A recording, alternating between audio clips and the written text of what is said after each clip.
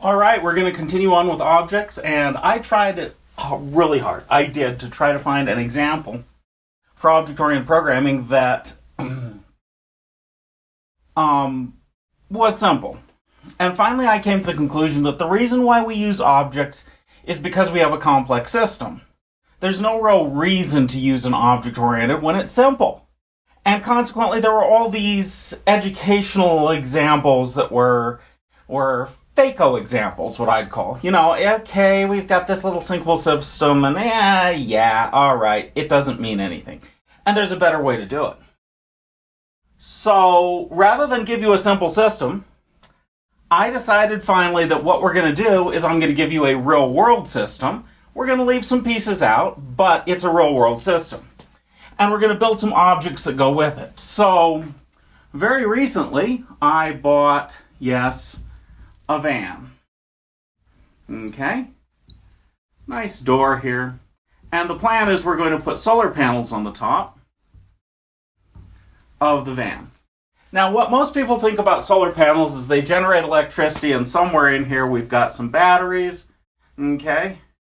And you hook the solar panels up to the batteries, and that's about all that happens. Well, not really. Okay, so we got to know something about batteries here, and you're getting your little bonus for this class about learning about solar energy and batteries. The first thing you want to know is that solar panels produce DC. Lots of people like to use AC in their houses. Your computer uses DC. Now, when the sun comes up, you have an amount of energy during the day that looks like this. And as the amount of sunlight hitting the panels increases, the amount of power increases. Now, most solar panels are set up for what I'd call a naive system. They produce 12 volts, which means that they don't do anything until you reach about a 13 volt level, and then they just throw away these pieces. And it turns out those are pretty big compared to the amount in the center. Probably, in most cases, at least 30% that they just discard. Now, it is possible to build a system that doesn't discard this. If we convert a higher voltage on the panels to the batteries, we can build a system that gets this stuff. But that means that our panels want to produce more power. So what we're going to do is we're going to take the panels and we're going to send it through a converter called an pt1 converter that takes high voltage and converts it to low. So when we do that, what happens is instead of this, we get all of this region, okay, including this up here. We get this whole region converted to useful energy. And that's a win. And that's a lot bigger. We waste maybe 5% instead of 30% of what hits the panels. Okay. All right, so we added a little system to this. Now, I said we'd talk about batteries. And, you know, most people's perspective on batteries is, you know, you put some energy in, you take it out, and who cares? It starts your car or it doesn't, and eventually the battery gets old and it won't start your car, but you replace it. And that's all you think about. Well, the kind of batteries that start your car are usually lead acid. And lead acid batteries have an amount of charge based on the lead acid chemistry. They have a particular voltage that they produce. Actually, it's usually about 12.8 to 13 volts. If the voltage drops down to about 11 volts, the battery is dead. Now, lead acid batteries have nice properties that when it's cold outside, they still produce a good amount of electricity. So you can go out, stick the key in your car when it's 20 below, and yeah, the car goes and starts. But lead acid batteries, okay, for the total capacity that you have, okay, you only get to use a little piece of it if you want the battery to last. Now, this little piece turns out to be 20%. You can use it from fully charged to about 80%, and then you need to recharge it.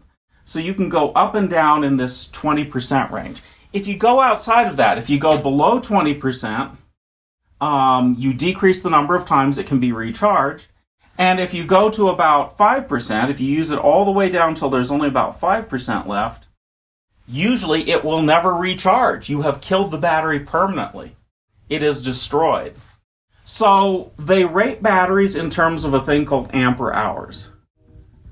And you have in your car something that's about 100 ampere hours capacity, but the only useful piece is this 20. So for a lead acid battery, you only get about 20%, 20 ampere hours of useful capacity. Now they build bigger batteries that weigh more because they've got more lead in them. A bigger lead mine produces more electricity. But guess what? You still have this 20% thing. So you go to bigger batteries, like D8 batteries. Good heavens, they're about yay wide. This then weigh about 240 pounds. I know this because we had 3 of them in our sailboat, and we had to replace them once. Boy, those were fun to move around. I got my 9-year-old kids to do it, so there you go. And they learned lots about leverage and pulleys and winches and things like that, because they didn't pick them up by hand, let me tell you that much. They had to use leverage to get it off the dock and down into the bilge of the boat. So they learned a lot, but guess what? You're still limited to this 20%. And there are better batteries. Better batteries are things like lithium ion,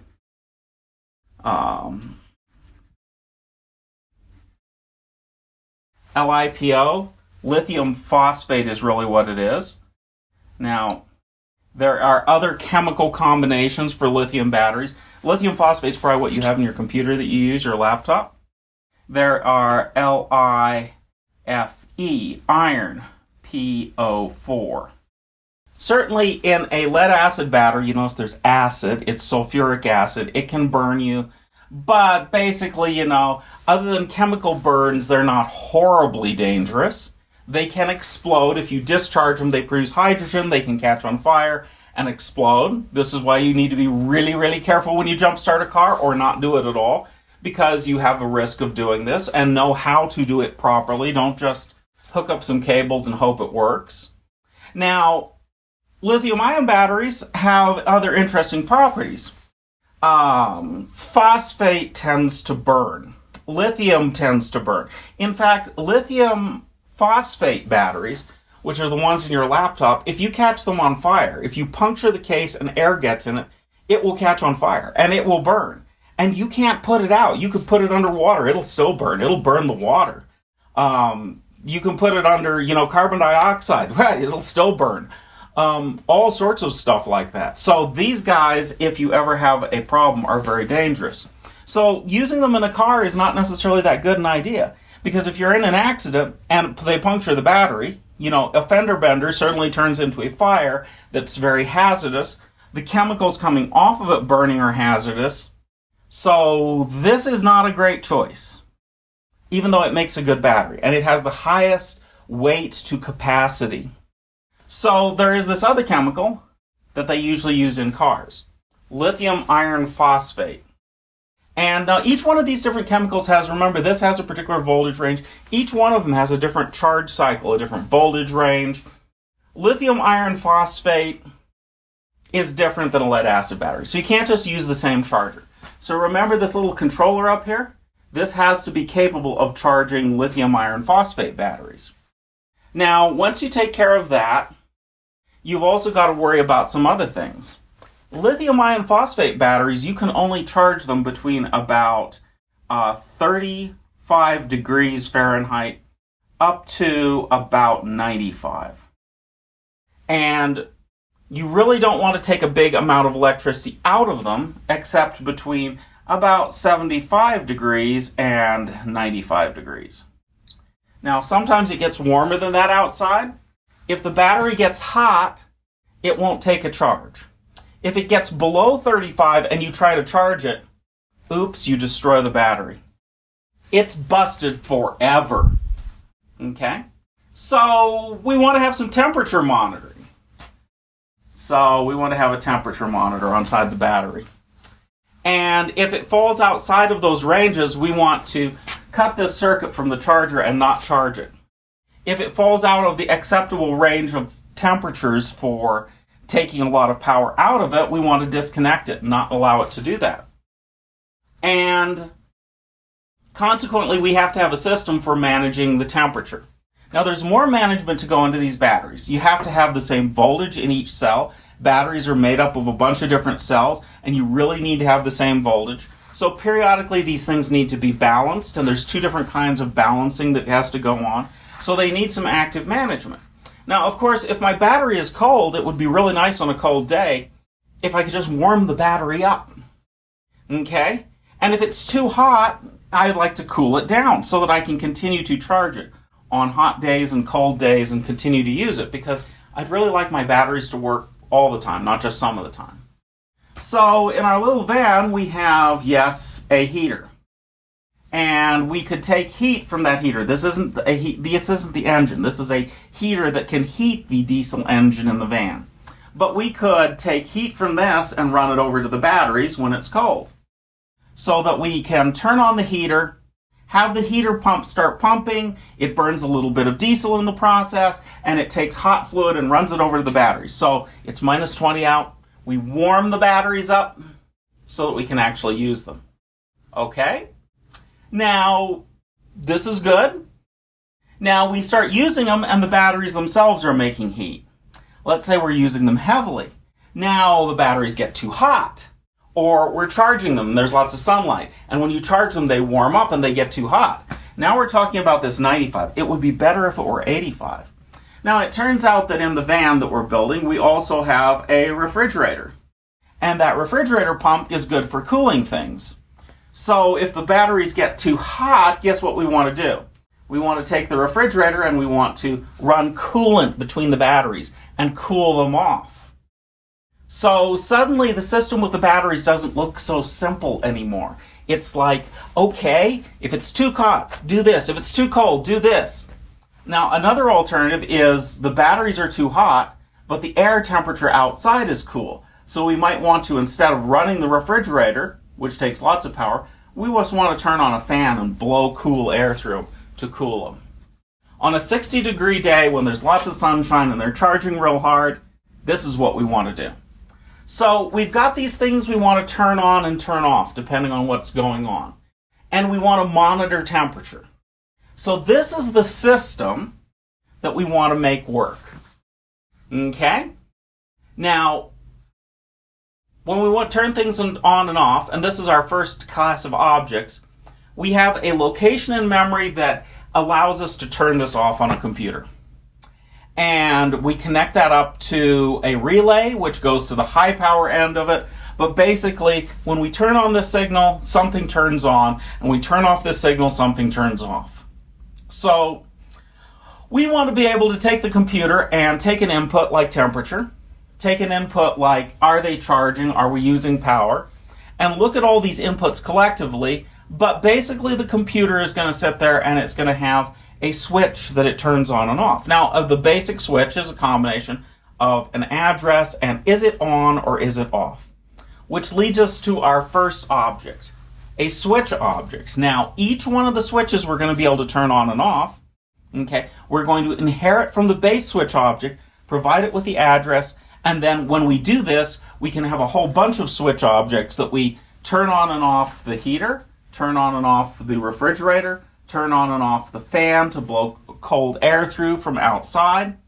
Okay, turn on and off the solar charger so that we can stop charging if we have to. Turn on and off the output load. If everything is going bad or if there's a short circuit and it's drawing too much power, just turn it off and set off an alarm.